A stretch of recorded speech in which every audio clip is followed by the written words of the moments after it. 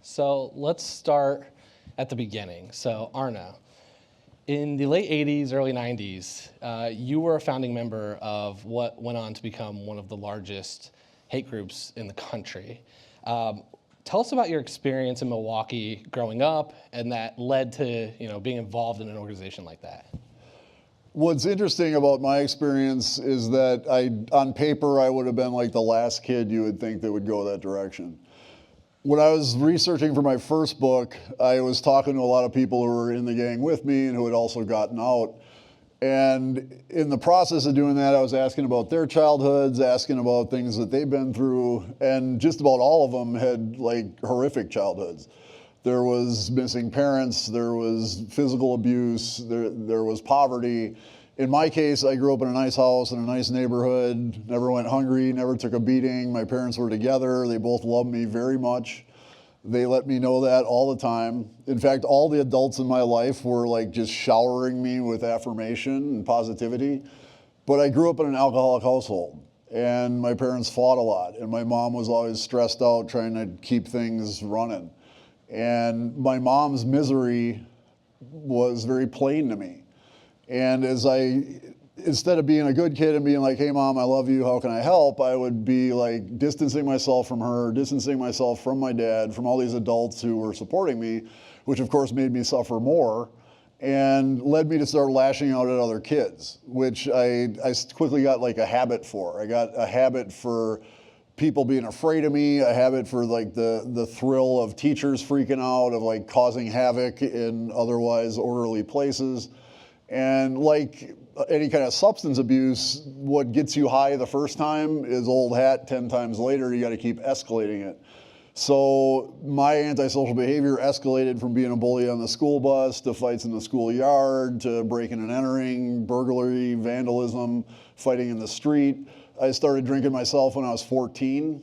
The first time I drank until I passed out, and I drank like that for another 20 years. By the time I'm 16, I'm a full-blown alcoholic. I'm very conditioned to violence. It's like second nature to me. And hate is just another part of the thrill. Like just, I hate the school, I hate the cops, I hate society, I hate the government. Like it was just part of the habit that I was really addicted to.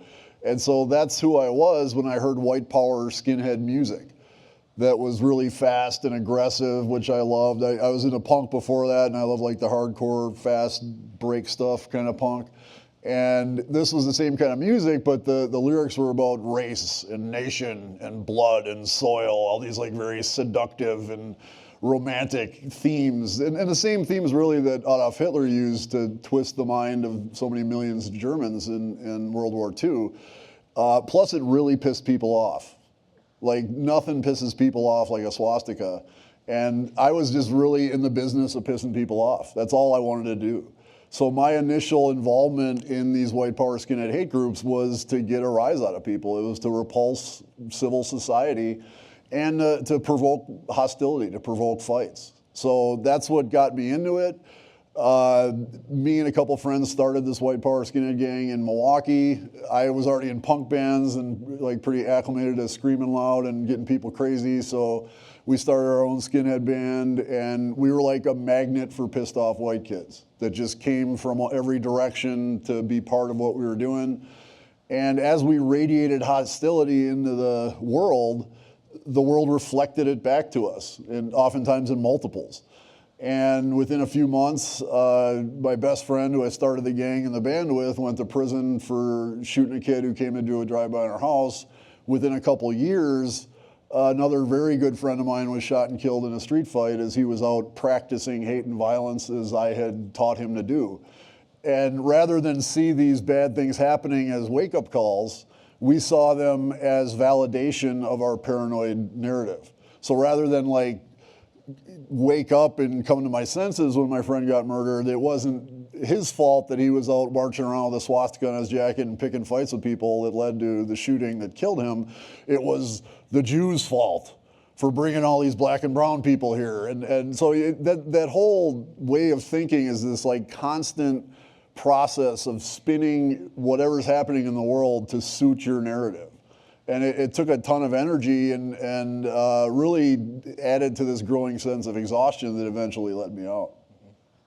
Now, Pardeep, you had a different upbringing in Milwaukee. So talk about your time.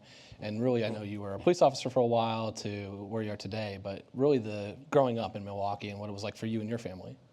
Yeah, for us and our family, I came to the States when I was 6 years old, and I had sort of a typical, and I want to use the word typical right now because I think the time and space that we exist in right now calls for a unity of just immigration and immigration patterns, demographic change, and so I grew up as your typical immigrant. I came here when I was 6, not a lot of money in our pockets. My dad had $10 in his pocket, and maybe $35 in his pocket, probably a little bit more in his pocket. But just scratching, clawing. We moved to Milwaukee, Wisconsin. At that time, in the 1980s, Milwaukee was a thriving city. Soon as we got here, there would be this sort of job exodus, employment exodus, in the city of Milwaukee that would lead to, kind of an illegal economy, and just an economy, and there goes the crime rates, there goes drug rates, there goes shootings, homicides, and before long, we were caught in sort of the hairs of trying to find a safe place to live. I remember my parents moving around quite a bit. We moved from the north side of Milwaukee to the east side of Milwaukee to the south side, west side, and really just going on this whole journey of trying to find a safe place to raise their kids. As I grew up, I grew up. There wasn't a lot of Punjabi people at that time in the 80s, especially not in Milwaukee, Wisconsin. I think there was about 4 or 5 families, and that not having somebody or some people to call sort of your own led to this feeling of I wasn't enough. It led to this feeling of I'm not black enough to be black. I'm not Latino enough to be Latino. I'm not white enough to be white. I'm not American enough to call myself American. And in a weird kind of way, I wasn't even Indian enough to call myself Indian. I can, as a 42-year-old grown-up man, can kind of see the beauty in that now because all of that led to me being able to embrace myself and me. But at that time, growing up, it really led to a sense of who am I? What am I? What do I represent? And that led to me saying, okay, you know what? I want to do something with my life that's going to mean something to the country that gave me home. I dreamt about being a police officer. I became the first one in our family to graduate from college. Became a police officer in Milwaukee, and just really noticing some of the and as I was growing up, I kind of thought the world to be black and white, right? We think in simple terms of I can give back to this society if I can keep good people safe from bad folks. But we know the realities of policing are not that simple. There's a lot of gray, and over time that gray became too much to stomach, and so I became a educator, working with at-risk high school youth in the same neighborhood that I was policing. The neighborhood that I was policing has a documentary about it. It's called 53206. It is one of the most violent neighborhoods in Milwaukee. So the entirety of my policing career was getting dope, getting guns, getting arrests. And throughout that entire 5 years, I never wrote one parking ticket or one speeding ticket. It was just really just running and gunning. And seeing that from that sense of police officer and then working as a teacher, you see a different level of intimacy. Of now you're working with youth, attempting to try to work with them before they get into this life. And you get to know parents and you get to know grandparents and you have to develop relationships. Probably something that I should have done as a police officer anyways. But we didn't live in that culture of getting to know the neighborhood you were policing in. It was really just running, gunning, arresting, and that was that. And that was my life before August 5th. Mm-hmm. Well, that's exactly what I want to get to. I think part of what connects you, and we'll get to your first meeting and how you guys became friends, but I think August 5th, 2012 was a significant day. Do you mind sharing your experience on that day, what happened for everyone that doesn't know, and kind of what was going through your mind? And then Arno asked the same question to you after too. Sure. So yeah, August 5th. And when I think back to August 5th, I mean, it's August right now, and we think about how warm it is, and I just think about how nice it was at that time to live in this world of sort of being oblivious, I would say, and taking things for granted. At that time, I was married. I had 2 kids. It was summer vacation for us. Career was going great. We bought a house. My wife was working, and I thought that everything was just, we had achieved pretty much the American dream. My dad at that time was 65 years old. He basically collected 1 month of Social Security, and he was just kind of joking around about it. He's like, wow, like when you turn a certain age in this country, they give you money, and they give you insurance and things like that. So he was kind of just really celebrating it.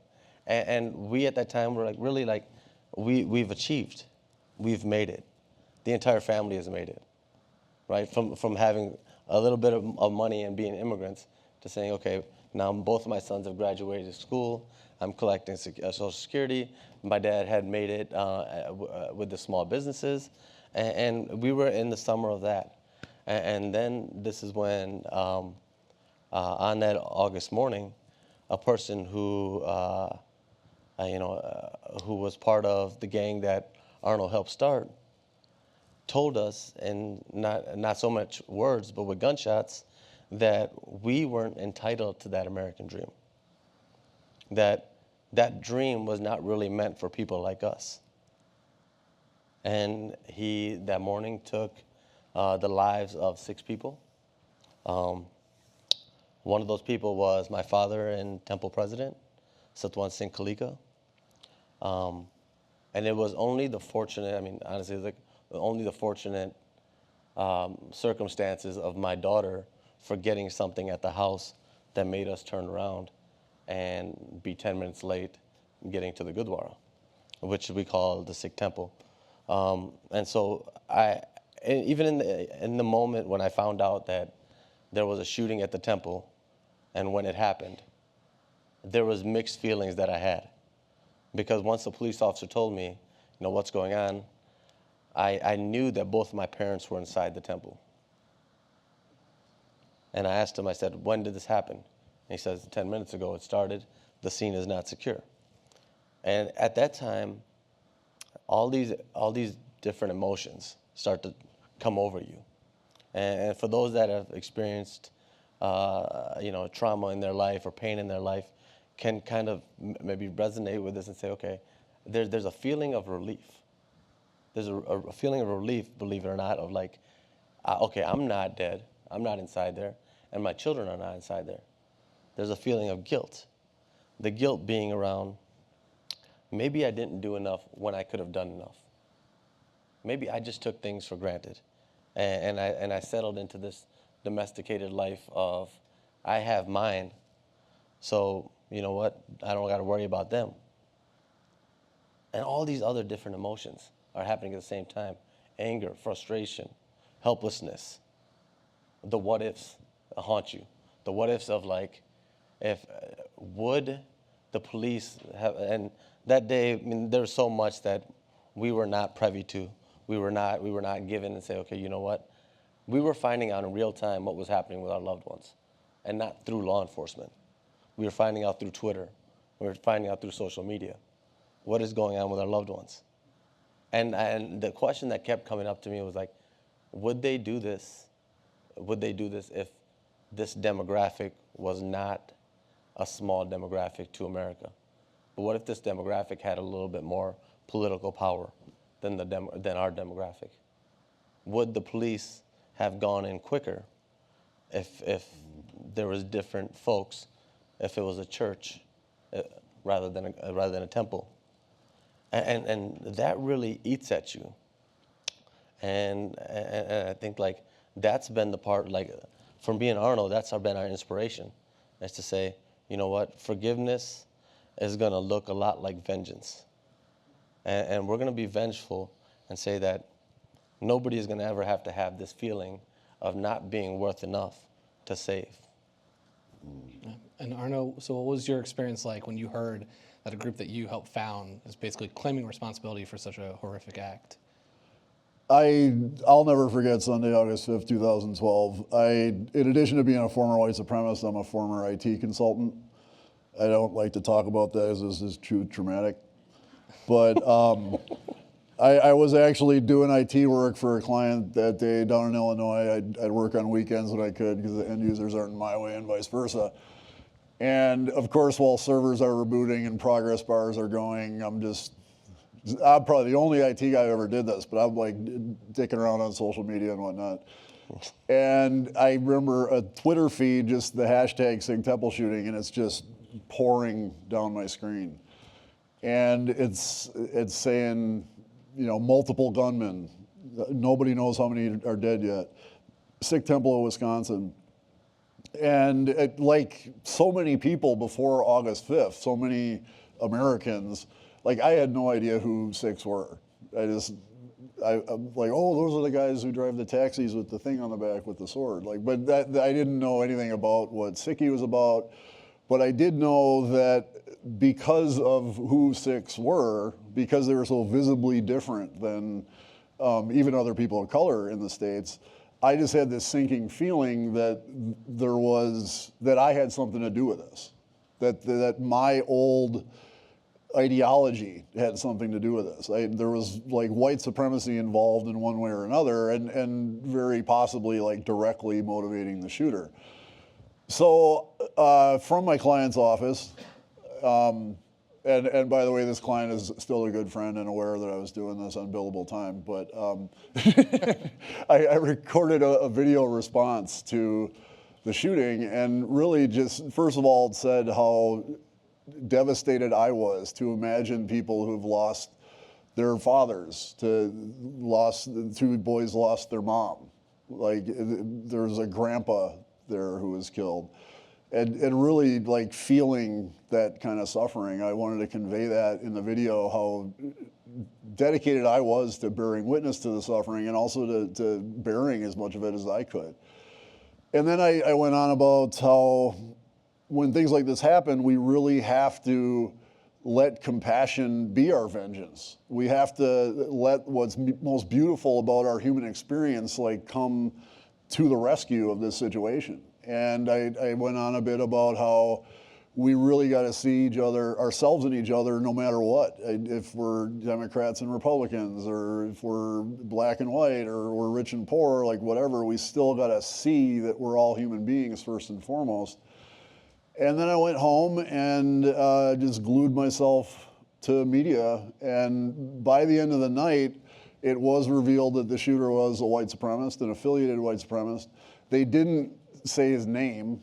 So that night I lay awake all night wondering if this was somebody that I had recruited into that narrative who had just murdered 6 people, or if it was someone who I knew. The next morning the guy's name was announced. His name was Wade Michael Page. They announced his background. He was kind of from Colorado originally, then North Carolina, and only recently Milwaukee. Even though so much of my time back in the hate group days was literally hazed by alcohol, and I might have met this guy in person. It later revealed that he got radicalized while in the United States Army and came out of the Army in 1998, a full-blown white power skinhead. I was able to kind of rule that out also, that I didn't know this guy personally.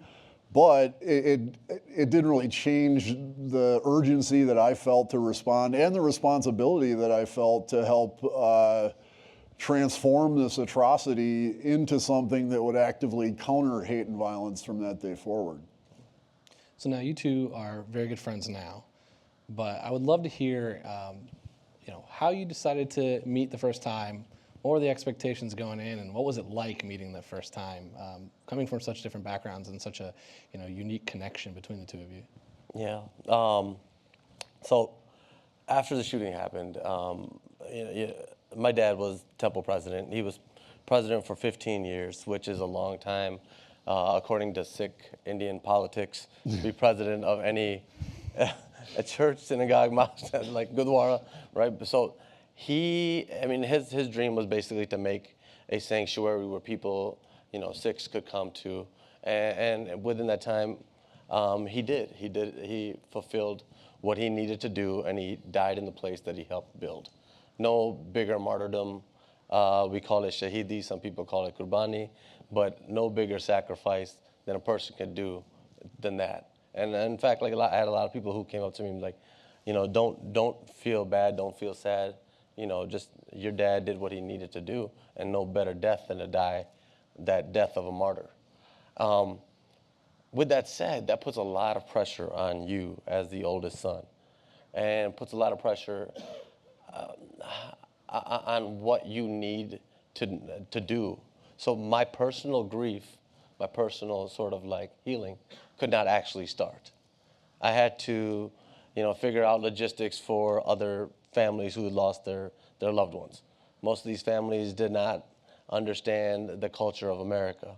So I was old enough to understand the culture of America. How do we do funeral, proceedings? Who pays for what? The logistics of everything. Mm-hmm. How do we, raise funds? This thing and that thing. So I felt mine was just to dive into work. And with that said, we basically put on a brave face for the world, right? But at the same time, I think I was faking it. I think I wasn't truly, I was still bitter. I was still upset. I was still gritting my teeth at every interview where they would talk about forgiveness. And I'll be like,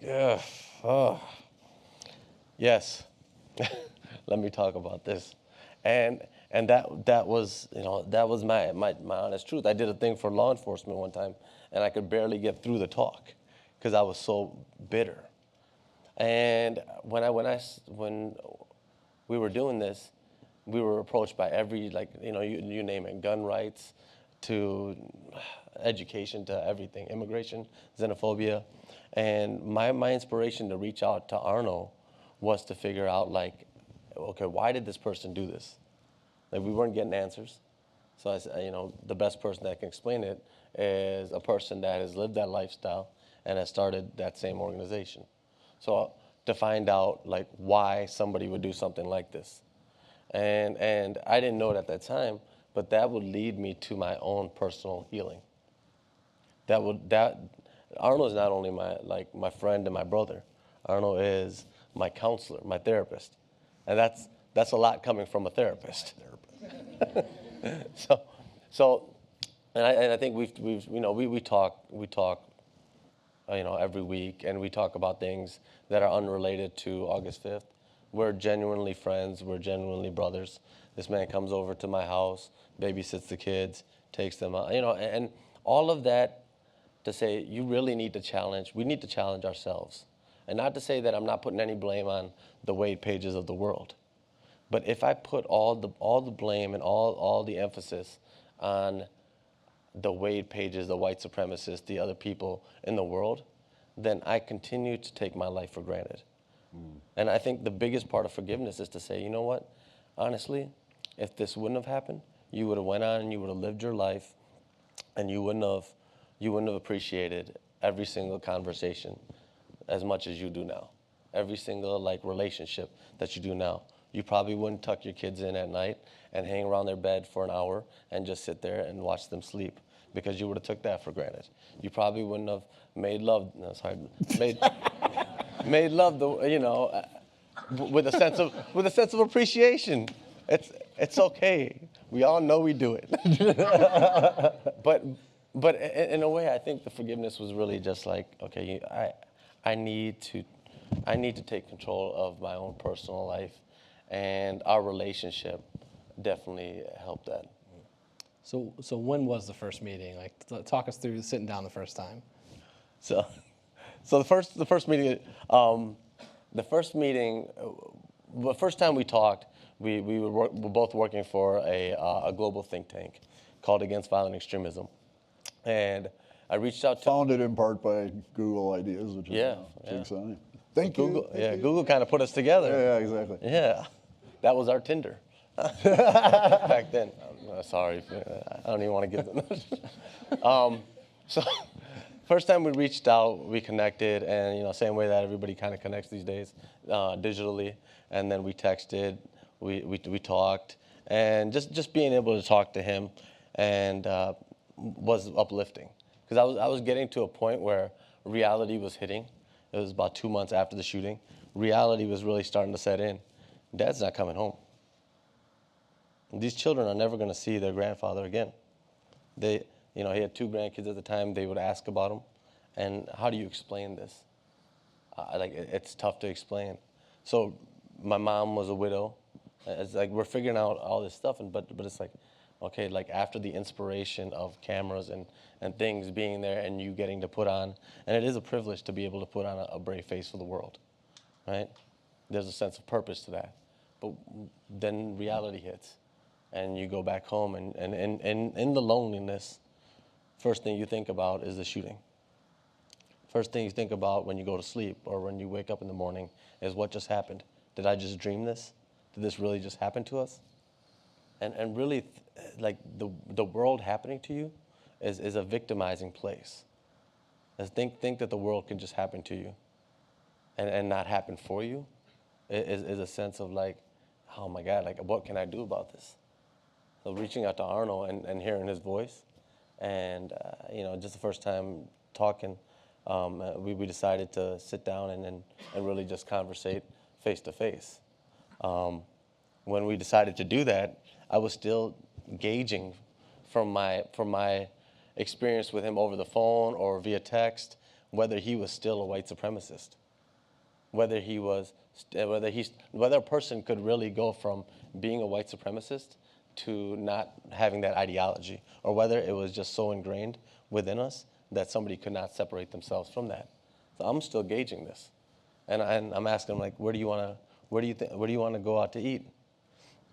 And I swear, if he would have said, I want to go get beer and brats, or like, I want to go to a tavern, because Milwaukee's full of taverns. Sauerkraut und Wiener Schnitzel. If he would have talked like that, I would have been like, bro, I got to like watch the kids. I would have put the whole kid excuse on. But he says, I like Thai food. You like Thai food? And I was like, yeah, I can do Thai food. Cool.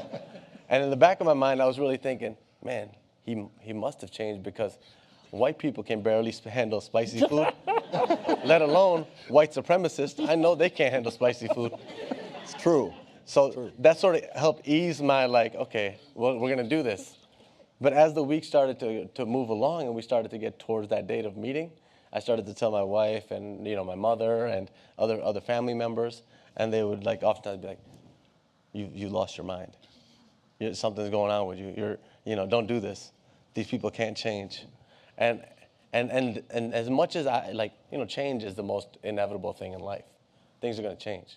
We have to navigate that change. That's how you all stay, relevant in the work that you do. That's all. We all stay relevant. But with that said, a lot of people think that change can happen for certain people. And I was just like, we have a faith here who believes Sikh actually is based in the principle of oneness, and that change will happen, right?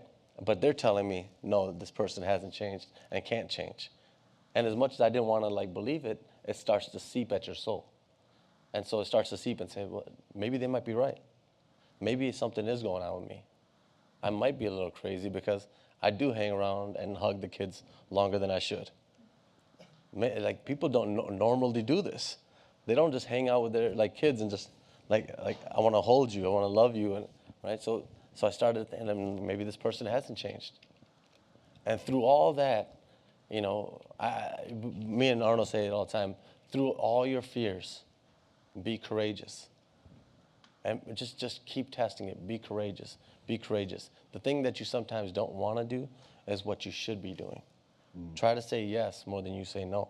Obviously, there's things that you want to say no to, but be courageous. And so just keep going in that sort of intention, that spirit of being courageous.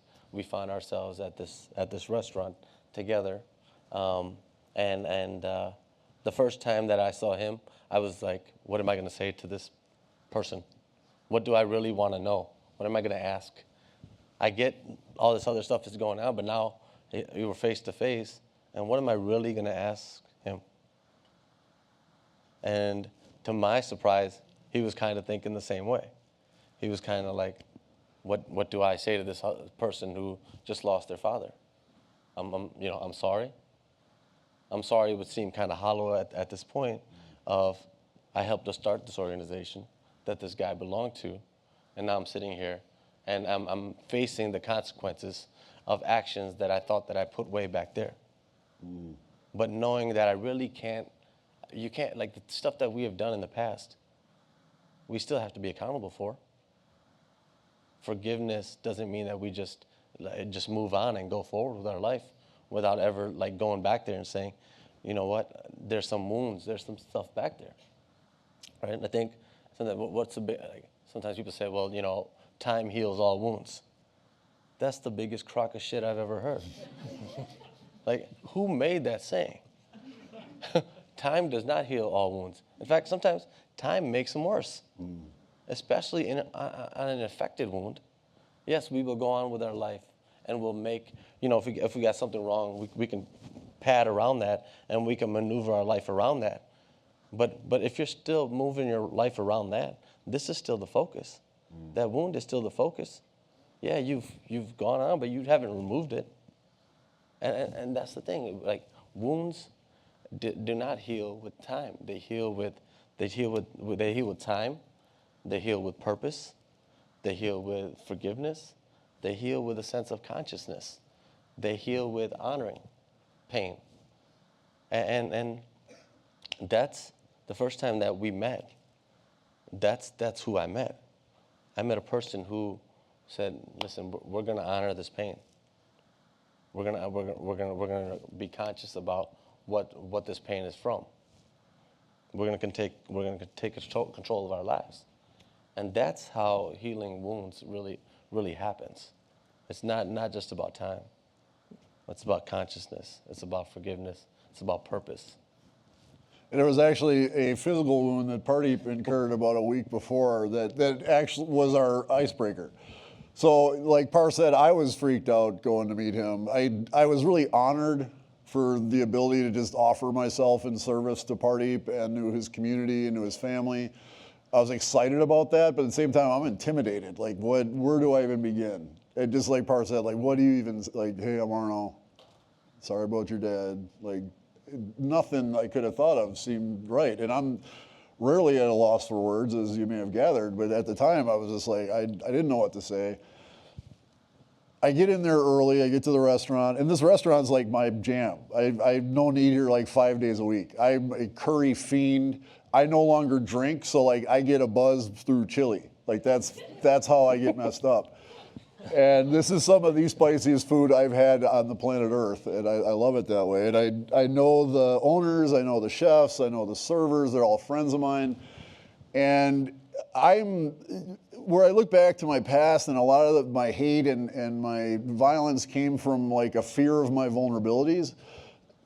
Since I started meditating in 2009 and really like studied how my mind works and how human emotion works, I've really just become very open to my vulnerabilities, which means I go to pieces at a drop of a hat.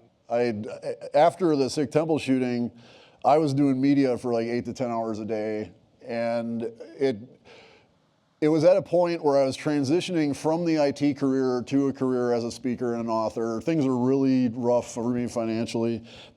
And all of a sudden, the eyes of the entire world are upon me. I'm doing CNN, MSNBC, New York Times, LA Times, Norwegian newspapers, Australian radio, everything in between. And I'm grateful I have this opportunity to bring a message of compassion and an opportunity to like expose the toxicity of the white supremacist narrative and say all this stuff. But at the same time, the part of me that hates myself, the part of me that will never forgive myself for what I've done and who I've hurt, is saying, yeah, Arno, go sell some books. Go get some speaking gigs.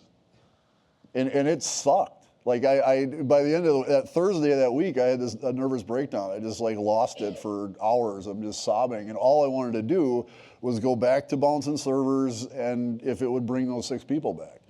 But that's obviously not gonna happen. It's impossible. And so I just had to cope. And the following Sunday, exactly 1 week after the shooting, I was invited to come speak at a vigil, and I did like a really quick 3-minute bit. And a guy from the Sikh Coalition came up to me, Jasjit Singh, and he said, he thanked me. He's like, hey man, I saw you on media all week. I saw you, this talk was amazing. Like, thank you for your voice. It means the world to us. And I was just floored that I could be part of his healing process. And again, I'm starting to get teary-eyed, and I go to pieces. And I'm just like, I wish there was more Sikhs here. I hope more Sikhs come to the country. I was just like so in awe of the Sikh community, and really just, I wanted more Sikhs everywhere. Like, our society, we gotta Sikh it up. That's what we need. And as I'm telling him this, I'm like bawling, I'm gushing tears, I got snot flying everywhere. And dude's got this he's got this beautiful tight silk turban on, and he's got this beautiful, really expensive looking silk suit, and he comes and gives me a hug. And I'm like, dude, I'm getting snot on your suit, I'm really sorry. And he's like, no, dude, don't even worry about it, man, it's cool. He's like, it's all good. And like, that was so uplifting to me. And again, I'm like, okay, this dude's community was assaulted. He's comforting me. Like, what does that tell you? Especially coming from this narrative saying, oh, well, white people are superior, we're the superior race, blah, blah, blah. Who's superior in that interaction? Jasjit is far and away the superior human being. So going forward from there, I kind of got my shit together, but going to meet Pardeep, all this stuff was coming back again. And I was really intimidated to meet him. So I go in there, I get in there early, I'm talking to my friends King and Mary, the servers, and Par comes in and he sees me talking to him. King and Mary are Asian, go figure, at a Thai restaurant, and Par's like, oh, well, he's talking to some Asians, so that's good. Yeah. It looks like they're like genuine friends, so that's a good sign. He hasn't beaten them up yet. Yeah, he hasn't attacked anybody. And so as he walks in, he's got this piece of tape above his eye. And I'm like, I'm still into like rough stuff. I love like MMA and things like that. I'm too fragile to do it anymore. But the first thing I thought, seeing Par with his tape above his eyes, he looked like a fighter. And Par's pretty built, you know, he's like got that fighter build. And he comes walking in, and rather than say, hey, I'm Arno, you know, sorry about your dad, I'm just like, dude, what happened to your eye? Did you get in a brawl or something? Par goes on to tell me that a week earlier, he's bathing his son and daughter. And his wife's at work. His daughter was 7, his son was 4. And his daughter is like getting to the stage as a little kid of like being self-conscious about being naked. So she's like, Dad, when I'm taking a bath, like, don't look at me. And Par's like, he wants to oblige his daughter, but he also needs to get everywhere. Or, you know, his wife's gonna let him have it if he's not scrubbing her down right. So he's scrubbing while looking away, but he's got to peek and like make sure he's getting everywhere and then peek away. Scrub, peek away. In the corner of the bathtub, he's got one of them shower organizers. It's like spring loaded. It goes between the bathtub corner and the ceiling, and you got little like shelves where you put your shampoo and whatnot. And hanging off these shelves are these little loofah hooks. And Par's wife Preeti is like, Par, you gotta get rid of them hooks. Like, so somebody's lose an eye or something. It's really dangerous. And Par, like many husbands, is like, yeah, oh sure, yeah, I'll get to it, honey. He never gets to it. So as he's scrubbing and peeking and scrubbing and peeking, he looks away and the hook goes right into his eye, like a hot knife through butter. Just like through the white of his eye and then out above his eyebrow like a fish hook, just whoop. And so Par's got his face attached to this contraption and he pulls the springs to get it out. He's like, comes up like this and he's holding it. What the hell am I gonna do? And his daughter Amber starts freaking out, screaming, and she grabs it and starts yanking on it. And, like, I could hear my eye throbbing, like I was like, the eyeball's gonna come out, baby girl. Fortunately, Pardeep's an ex-police officer, and he's very cool under pressure. So as Amber's is hauling on this hook, Pardeep's like, baby girl, you gotta let go of the hook. And so she lets go, and he gets up, he goes to the mirror, he kind of takes it out the way it comes in, blood goes flying everywhere. Say, okay, kids, get dressed, we're going to urgent care. There's an urgent care a couple blocks away. He puts a towel over his eye, he's got 4-year-old Jay in one arm, he's got the phone and the towel here. Amherst is hanging on his belt, he calls his wife as he's walking to urgent care. hey, honey, yeah. You know that hook in the bath? Yeah, you're going to say I told you so, but yeah, it went in my eye. She's like, you idiot. So he gets the urgent care, comes walking in. They're like, nope, nope, nope. You got to go to the emergency room. We can't even help you here. We don't see those. Yeah. So just then Preeti gets there. He, once again, probably called you an idiot. Oh, yeah. I told you so, baby. Oh, yeah. Takes him to the real doctor, and they take the hook out, and the doctor's like, Pardeep, you are one of the luckiest people I've ever met in my life. And Par's like, I don't really feel very lucky. And the doctor goes, if it would have been 2 millimeters the other way, you'd have a glass eye.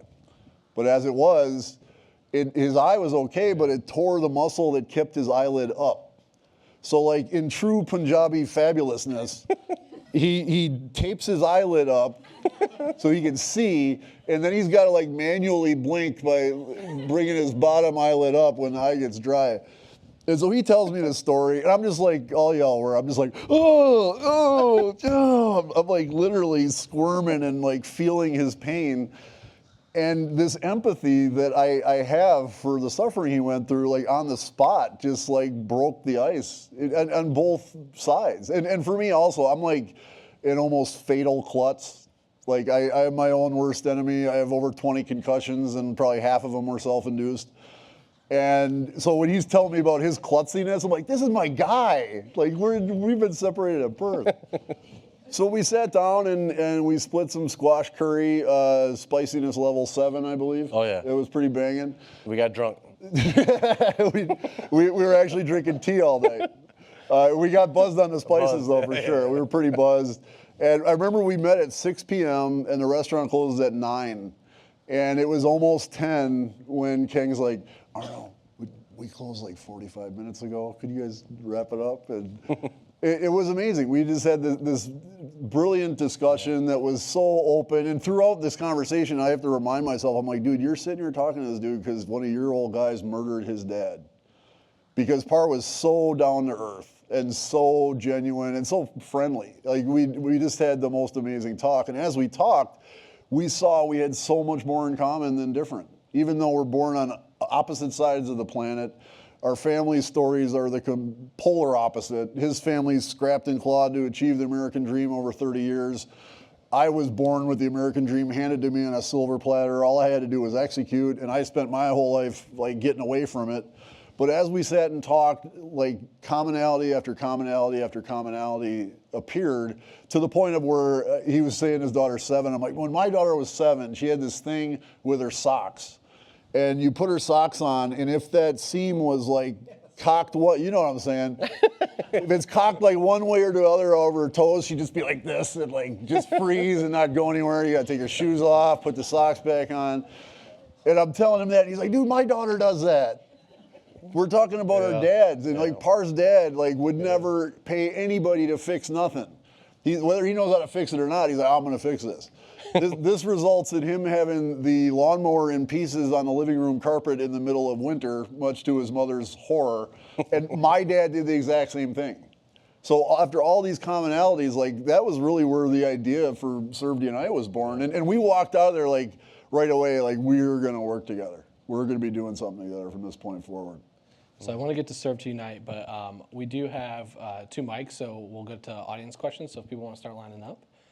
But talk to us about Serve to Unite, how you founded it, and kind of what the message of your foundation. Sure. So Serve to Unite was founded, in response to the Sikh Temple shootings on August 5th. And what we saw at that time in Oak Creek, Wisconsin, and it's still happening right now, is we were seeing a lot of demographic change. And we saw a lot of people uncomfortable with this demographic change.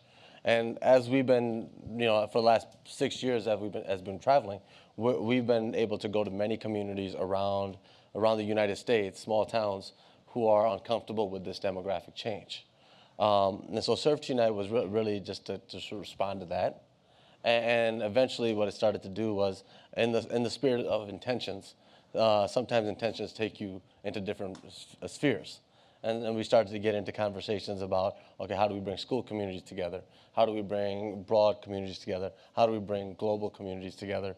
And that's really where Serve to Unite, like it is an organization, but it's much more a calling. And it's a calling not to like say, you know what, serve to unite, unite meaning like oneness.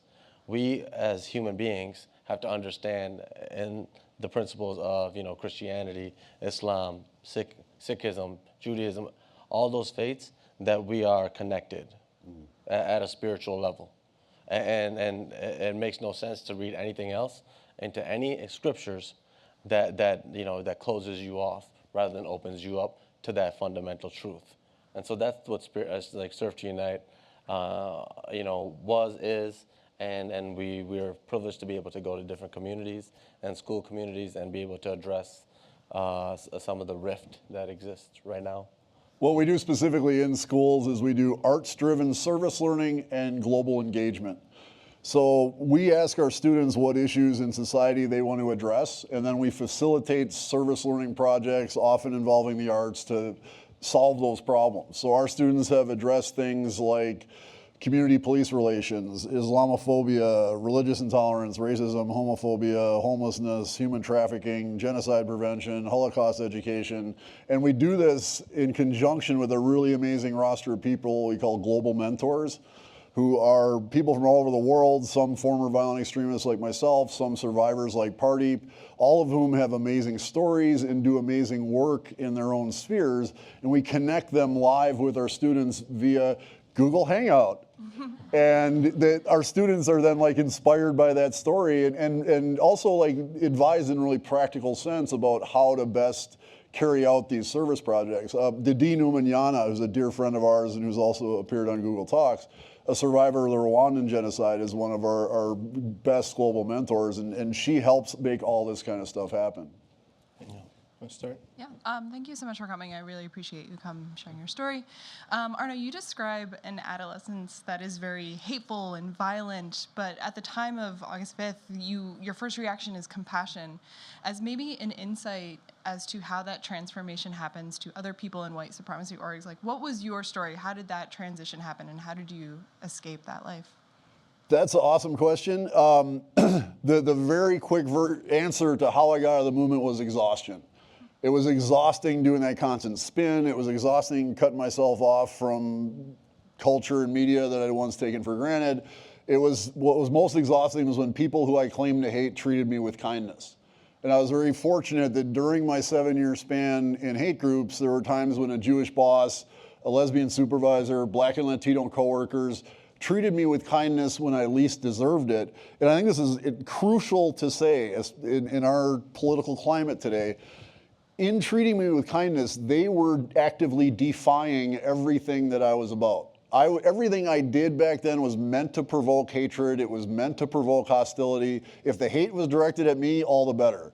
So when people got angry at me and they wanted to fight, I was like, yes, let the aggression flow. Like that's what I'm trying to make happen. So the people who treated me with kindness are like, no, you're not making the rules here, I'm making the rules. And the rules are, this is how human beings treat each other.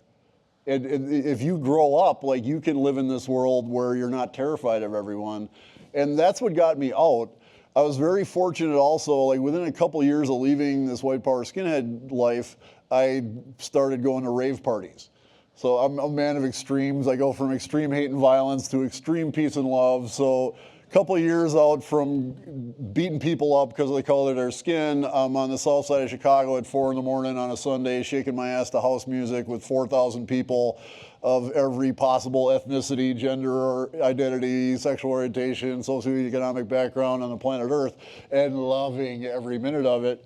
And the people in the rave scene, I used to have swastikas back on me still, like this whole arm was a big pile of swastikas, and people were just like, it doesn't matter where you were, it matters where you are. And we accept you, you're forgiven, like unconditionally on the spot. That was really a huge part of my rehumanizing. It was a huge part of my learning and growth. I was still being very self-destructive. I added profuse drug use to my profuse drinking and selling drugs for a while, but it was definitely a big step forward. And so that, eventually I quit drinking. That was another big step forward. Brought some more challenges because without alcohol to numb my past, it almost consumed me again. Fortunately, my daughter led me out of that, and I started writing in 2007. Writing is a really powerful process. I started meditating in 2009, and my meditation practice is really what empowers me to do everything I'm doing. I think without it, I wouldn't be able to. So that was really how I got from being where I was to where I am now. Thank you. Thank you. Thanks for being here and sharing your story. For those of us who are inspired by the themes of empathy and understanding different perspectives, what do you see as the role that technology can play in that? So for those of us who work on Google products or the many Google products that exist in some capacity or another, do you see there's a way that any products could be different to sort of help with the concept of empathy and helping each other understand each other's perspectives? Yeah, great question. Yes, and where we are right now, and I think technology is something that's going to be part of our lives going forward. It's not something we can put sort of back in and say, well, you know what, we want to engage in human contact like we are doing right now. With that said, I think there's a lot to be said for the benefits of technology. As you know, I'm a therapist now, and I see a lot of clients who have had very traumatic pasts and who have a lot of suicidal ideation, homicidal ideation. One of the tools that actually, believe it or not, keeps them living and keeps them connected to the world is the virtual world. Now, we have to be careful in our algorithms and are not siloing a person who is miserable towards more misery. So actively challenging the silo that someone exists in, having them critically think, you know, those things we can all do, but don't underestimate your power with technology and keeping somebody from committing, a horrible act against themselves or somebody else. One of the first things that, forget the name of the shooter in Sandy Hook, but Adam Lanza, one of the first things he did was he put a bullet through his computer, right? And so once you start to do that, those are threads of humanity. And threads of humanity, you know, the more threads to humanity that you have, the more stable you can be, the more of a support structure you can have. So the most dangerous person is a person who feels rejected and isolated. A rejection, you know, whether it's real or whether it's conceived through self-persecution, paranoia, is real to that person. And we have to understand that first and foremost. The next school shooter, and I hate to say it in this way, to assume that there's going to be a next one, but the school year is going to start up soon, is most likely feeling rejected, most likely feeling isolated. And that could be for real things, something could be happening, or it could be just the delusions or the chemical imbalance that person has. But I mean, technology goes a long way as far as making a person not feel like they're by themselves. But it can also, with any good thing, there can be the flip side, right? And then we can go really bad and make them feel even more isolated and more suffer. So I don't know if that answers your question. Yeah, it does. Thank you. Hi. Thanks for sharing your story. That was really powerful. Resonated with me personally on multiple different levels, one of which is I actually work at Google Ideas. It's super cool to hear that Right on. from, I guess, violent extremism. I guess my question is similar to the last one, but, you know, there are a lot of debates about sort of free speech and technology and what role, like, tech companies say, who are platforms, should say. And, you know, you talk about rejection and feeling isolated, but there's also obviously, like, radicalization that happens in communities. And I guess I'm just curious what your general thoughts are on that. And thank you once again. Honestly, the Against Violent Extremism Network, beyond just connecting Par and I, has been like the backbone of Serve to Unite. Many of our global mentors have been connected with us through the Against Violent Extremism Network, and I've been doing counter-violent extremism work like internationally since the Summit Against Violent Extremism in the summer of '11, which Google Ideas made happen. So that was huge. Following up on the technology thing, and as Par mentioned, the toothpaste is out of the tube. It's not going back in. That's just the way it is. And technology, it can be immensely empowering, or it can be insidiously evil. Fire can burn down your house, or it can keep you alive in the winter when it's freezing. It's just how we employ it that really makes a difference. And as far as technology and free speech go, I think that I'm a huge proponent of free speech. I love the First Amendment. I think it's probably one of the best things about the United States of America. I am very much opposed to legislation against hate speech. I think it has never accomplished less hate. The countries like England and Germany and Sweden, where hate speech is disallowed, have like huge problems with far-right gangs, because what it does is it validates the victimhood narrative of this gang. So if I'm in the UK and I'm like, I can't even say this word without them oppressing me and putting me in jail, like that's a means of recruitment. It's a means of like cultivating the white victimhood that's at the base of all that. And that goes if you're talking about Islamist groups or whatever. Like there's no violent extremism narrative that doesn't revolve around a sense of oppression. And whether that oppression is real or imagined is completely beside the point. It's real to the people who feel it. And without that sense of oppression, they're not going to be angry enough to hurt people. So when the government is actively adding to the oppression by saying, hey, you can't say this word without going to jail, that's what it helps hate groups grow. That being said, being a proponent of free speech as I am, I think if we love free speech, and I love how the ACLU works in this regard, the more you love free speech, the more responsible you should be with your speech. If the government isn't going to say you can say this and you can't say that, it's up to you to have the personal responsibility to say, I'm not going to yell fire right now in this crowded venue because it would cause a stampede, someone could get hurt. Like, that's my responsibility as someone who enjoys the benefits of the First Amendment, is to be extra responsible and mindful with my language. It's not the polar opposite, which is what we see. So like free speech, rah, rah, rah. They want to say all the most offensive things they can. To me, it's shirking it's not showing any gratitude for your ability to speak freely. Yeah. So I think being responsible, being mindful is really important. In a technological sense, I think technology companies like Google, and you guys have done an amazing job at this, need to be very aware of the power that the platform carries. Just to piggyback on that real quick, the First Amendment and the Second Amendment came out in times when like, what types of guns did we have? What type of free press did we have? What type of speech did we have? If we think about it in terms of like the current situation that we're in, we're thinking about speech, press, weapons. And thinking as far as like we can do weapons of mass destruction, or words of mass destruction, or words of mass togetherness, or weapons of mass togetherness. So it's just completely amplified. And so I mean this is where you guys are the experts in this kind of field, but we need to get to a place where a person is not elected because they have the most social media followers. We have celebrities who don't say the smartest things, but yet they get 1 million retweets.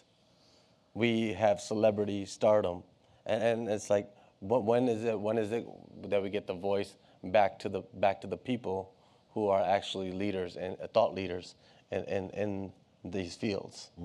So, a great question. So we have time for a very, very quick one. Perfect. Thank you so much for being here and sharing the story. Forgiveness, I think I really needed it. So I'm a Googler, I'm an MBA intern, and I go to school in Charlottesville.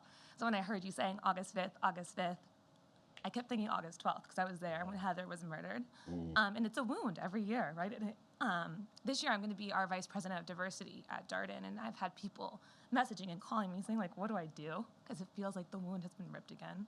And so I'm curious what advice you all have for me to share with my peers in the community down in Charlottesville about like how we move on when hundreds of people like you were there, right, protesting hate, and we might not have the ability to sit and have a conversation as you all are having. So what advice do I give to my peers and to my community when I go back? Today's my last day, by the way, but hopefully I'll be back here in May.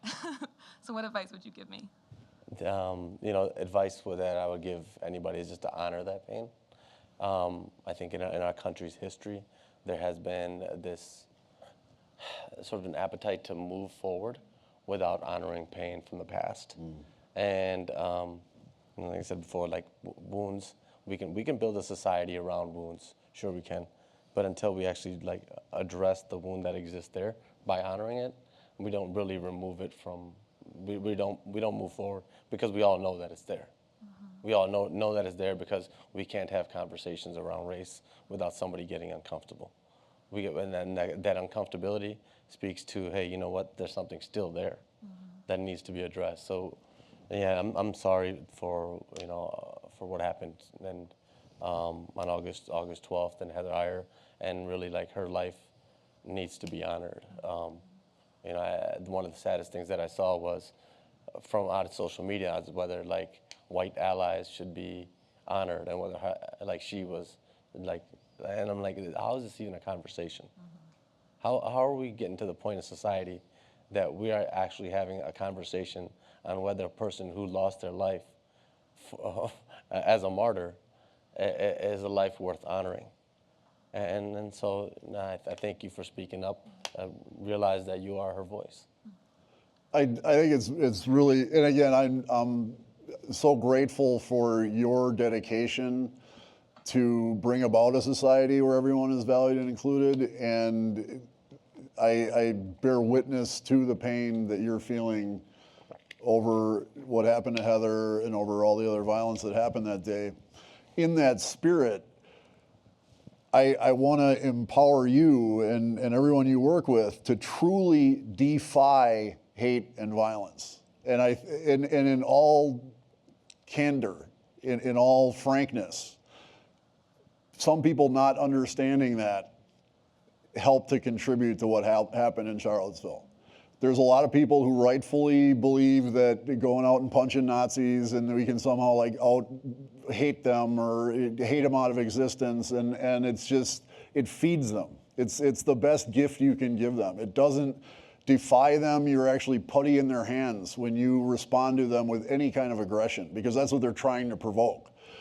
In Serve to Unite, we work with kids from second grade through college. And every year we have a peace summit where we get all our students together in one spot. The first year we did this, we had over 400 students from second grade through college in historic Turner's Ballroom in Milwaukee. They spent the day doing collaborative art projects and networking and sharing their service projects they did all year. We had music and food. It was a lot of fun. And the last thing that day was our second and third graders from Escuela Fraternity, who were this absolutely gorgeous, diverse spectrum of ethnicities and backgrounds up on stage, little tiny kids. And they taught the whole crowd to sing a song of peace called Salam, where the verse is in Hebrew and the chorus is in Arabic, and you sing it in a round. And pretty soon we have 400 kids from second grade through college of every possible background you can imagine, singing about peace in Hebrew and Arabic after spending the day together, loving each other, seeing each other's humanity, valuing each other, collaborating to solve problems in society. And as this is going on, I'm thinking to myself, this is a white supremacist's worst nightmare. And this is how we respond to hate crime. This is what you get. If you want to come and shoot up a temple, you want to come drive a car into people, you want to commit this kind of violence and hatred, this is how we're going to respond. And if everybody would get on board with that kind of response, I shit you not, we could put an end to white power rallies. Yeah. I have a blog at mylifeafterhate.com. I have an article there, How to Smash Neo-Nazi Events. And I implore you to read that and share it.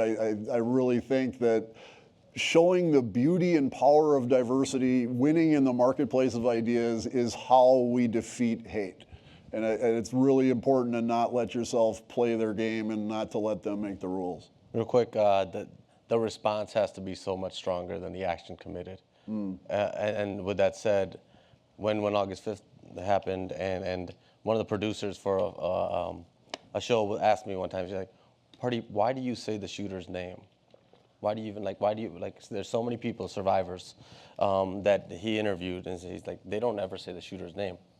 I told him, I said, quite honestly, I want to remind the Wade Michael Pages of the world that are out there that are watching this, that what happens when you do something like this, because you're hateful, because whatever you believe in, because you're miserable, you think that you're going to make other people miserable, but this made us stronger. This made us better. This made us, the response was so much stronger that I wanted to remind, and that's the greatest violence prevention technique that you can use, is make the response so much stronger than the action committed, and say, well, look at what happened because of what you did. Then think twice about what you're about to do. When we're miserable because of the response or because of the action committed, then the shooter or the person committing violence has won. Thank you so much. You're welcome. Thank you. Guys, thank you for being here. Thank you, guys. Thanks, guys.